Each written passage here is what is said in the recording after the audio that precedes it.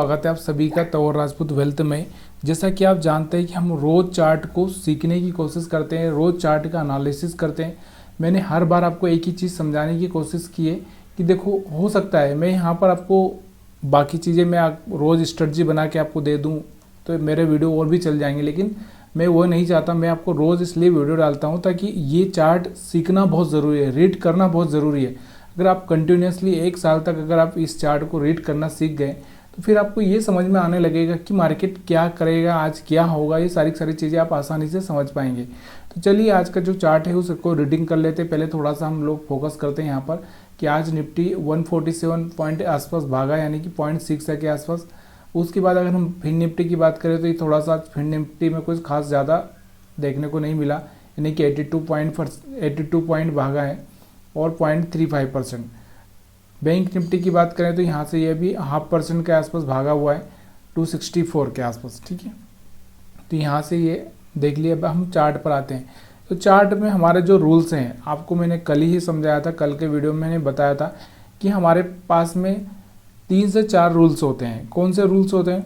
देखिए, पहला रूल मैंने आपको बताया कि यहाँ से हम एसएल हंटिंग को थोड़ा समझने की कोशिश करेंगे लाइव चार्ट पे। दूसरा, हम लोगों ने यहाँ से देखा था कि एक मूविंग एवरेज के हिसाब से हम लोग यहाँ पर काम देखते हैं मार्केट को।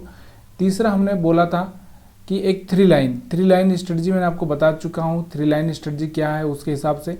और चौथा, हम लोग जब भी कोई हाई ब्रेक होगा या फिर कोई लो ब्रेक होगा तो उस रिजेक्शन का बेनिफिट लेना चाहेंगे। ठीक है, तो 4-5 चीज़ें मैं आपको पहले ही बता चुका हूँ किस तरह से मार्केट को आप रीड कर सकते हो। ज़्यादा कुछ दिमाग लगाने की ज़रूरत नहीं है, क्योंकि जितना दिमाग लगाओगे उतना ही कम पड़ेगा शेयर मार्केट में। इसलिए आपको बस सिंपल सा रहना है, सिंपल सा ही सोचना है। तो यहाँ पर अगर हम देखें तो मैंने आपको बताया था वैसा अगर हम बात करें तो मैंने आपको कल बताया था कि 3 लाइन स्ट्रेटजी के हिसाब से अगर हम मार्केट को देखें थोड़ा सा, तो यहाँ पर मैं क्या करता हूँ, डेली टाइम फ्रेम में एक कैंडल लगा लेता हूँ। उसके बाद मैं आपको समझाने की कोशिश करता हूँ। यहाँ से डेली टाइम फ्रेम में अगर हम देखेंगे तो आपको पता ही है कि हम कैसे यहाँ पर देखते हैं। यहाँ से 3 लाइनें लगा लेते हैं, जो पिछला डे का कैंडल क्लोज होता है उसके हिसाब से। यहाँ से 3 मिडल और टॉप बॉटम, तो यहाँ से 3 लाइनें यहाँ से मैंने आपको लगाना सिखा दिया है पहले ही। तो यहाँ से मैंने लगा दिया, और यहाँ से लगाने के बाद में मैं 5 मिनट के चार्ट पर जाऊँगा। उसके बाद यहाँ से एक और चीज़ आपको थोड़ा सा याद रखना है कि ये वाला एरिया हमारे लिए सेल का रहता है, आपको पता है। ये वाला हमारे लिए बाई सेल दोनों का काम करता है, और ये वाला हमारे लिए क्या काम करता है, बाई का काम करता है। ठीक है, तो यहाँ पर हम देखते हैं इसके हिसाब से क्या हुआ मार्केट में। आज हमको थोड़ा सा सेलिंग मिला क्या, तो चलिए सेल का देखते हैं 5 मिनट के चार्ट पर। तो 5 मिनट का चार्ट आपके सामने आ चुका है और आपको समझ में आएगा। यहाँ पर देखो मार्केट का ट्रेंड चल रहा है अप साइड में, तो इसलिए थोड़ा सा आपको यहाँ पर थोड़ा सा समझना बहुत ज़रूरी हो जाता है। तो यहाँ पर हम देखिए मार्केट हमारा कहाँ खुला था, 1 मिनट यहाँ से। अब आपको समझ में आ रहा होगा कि हमारा जो ये वाला जो कैंडल दिख रहा होगा ना आपको, ये वाला कैंडल, इस कैंडल के आसपास मार्केट खुला है हमारा। मतलब ये जो थर्ड लाइन है इसके आसपास खुला है। तो यहाँ से हम क्या कर सकते हैं, एक सेलिंग ट्रेड बना सकते हैं।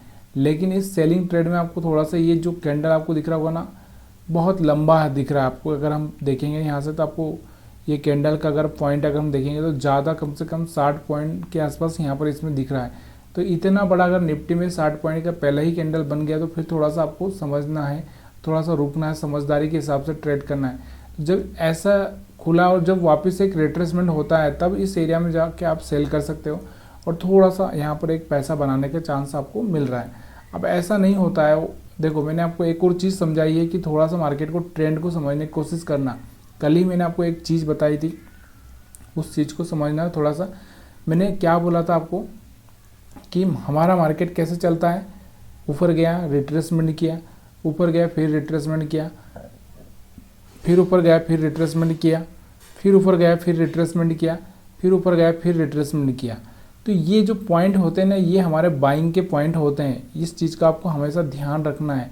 तो यहाँ पर बहुत बार हम लोग क्या करते हैं, हम ट्रैप हो जाते हैं, इस एरिया में जाके हम सेल करते हैं। तो यहाँ पे आपको बहुत बार ये कन्फ्यूज़न होगा कि 20 मूविंग एवरेज को ब्रेक कर दिया हम सेल कर दें। यहाँ पर भी आपको ये कन्फ्यूज़न होगा कि 20 मूविंग एवरेज को ब्रेक कर दिया हम सेल कर दें। यहाँ पर भी वही कन्फ्यूज़न होगा और यहाँ पर भी वही कन्फ्यूज़न होगा। और जब भी आप ऐसा करोगे तो आपको एक तरह से ट्रैप हो जाओगे। ट्रैप क्यों हो जाओगे? उसके पीछे का रीज़न यही है। देखो आप थोड़ा सा मार्केट का ट्रेंड समझना बहुत ज़रूरी है, मार्केट ऐसे ही चलता है और जब तक कि ये लो पॉइंट ब्रेक ना कर दे, एक बार उसको यहाँ से ये प्रोसेस चेंज ना हो जाए, तब तक आपको थोड़ा सा वेट करना ज़रूरी हो जाता है। तो ये चीज़ें यहाँ पर आप देखो, यहाँ से मार्केट आपको दिख रहा था।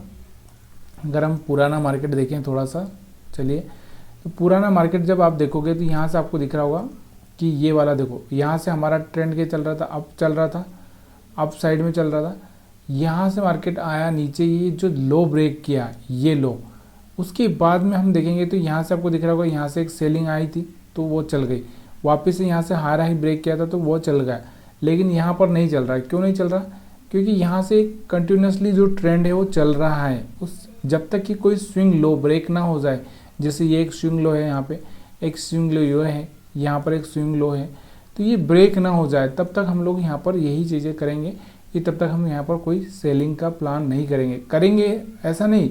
जैसे ये हाई ब्रेक हुआ तो यहाँ से एक रिजेक्शन पे हम सेल कर सकते हैं, ये हाई ब्रेक हुआ तो यहाँ से एक रिजेक्शन पे छोटा छोटा प्रॉफिट यहाँ पे हम कर सकते हैं, छोटा छोटा प्रॉफिट लेना है। ऐसा नहीं है कि बड़ा प्रॉफिट के लिए आप बैठे रहो, क्योंकि बाइंग का ट्रेंड है और आप वहाँ पर बड़े प्रॉफिट के लिए बैठे रहो, ठीक है। तो इसमें सबसे ज़्यादा जो समझदारी होगी हमारी वो क्या होगी कि जैसे ये मूविंग एवरेज के ऊपर सपोर्ट लेता है, 20 मूविंग एवरेज के ऊपर यहाँ पर कहीं पर सपोर्ट लिया, यहाँ से एक बाइंग बन जाती है, ठीक है। फिर वापस यहाँ पर सपोर्ट लिया तो यहाँ से एक बाइंग बन जाती है, तो यहाँ से हम बाइंग कर सकते हैं, ठीक है।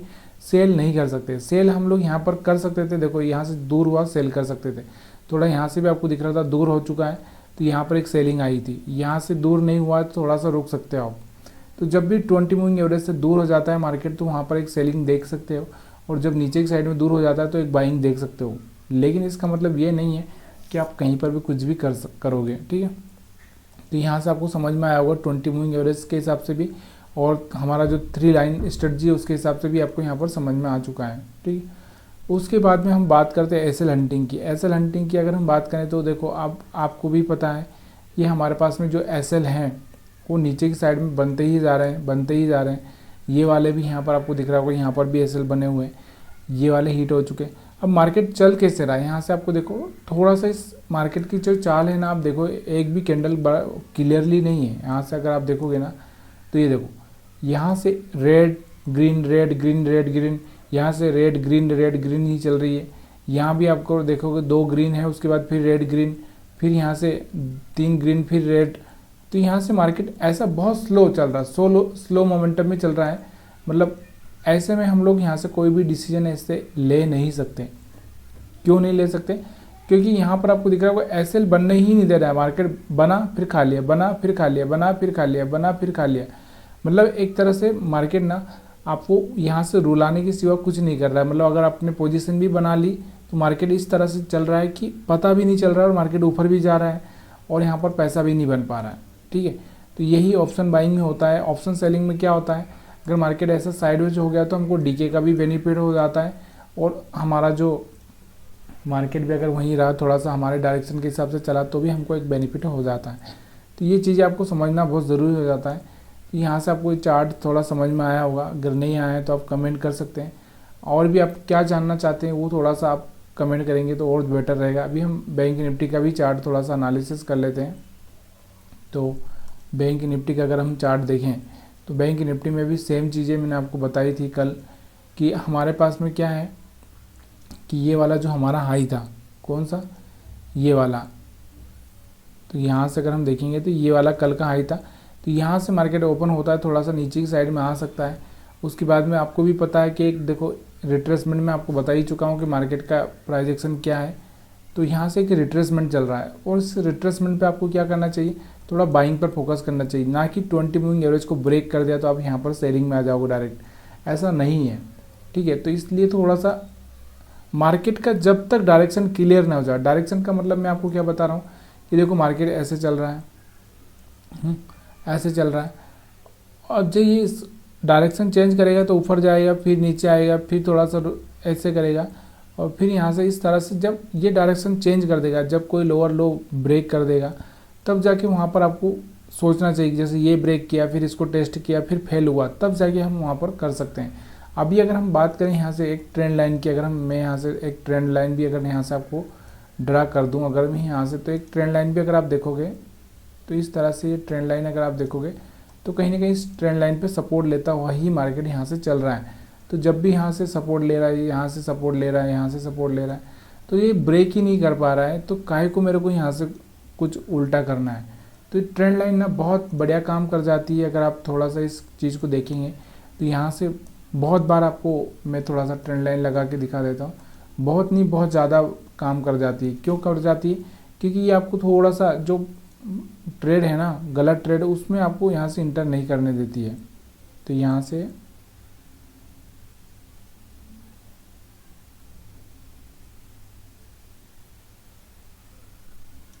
ये देखो हमने क्या किया, यहाँ पे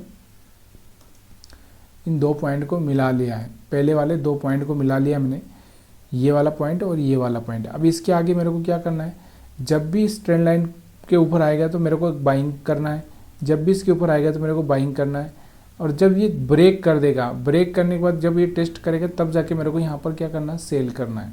तब तक मेरे को कुछ नहीं करना है।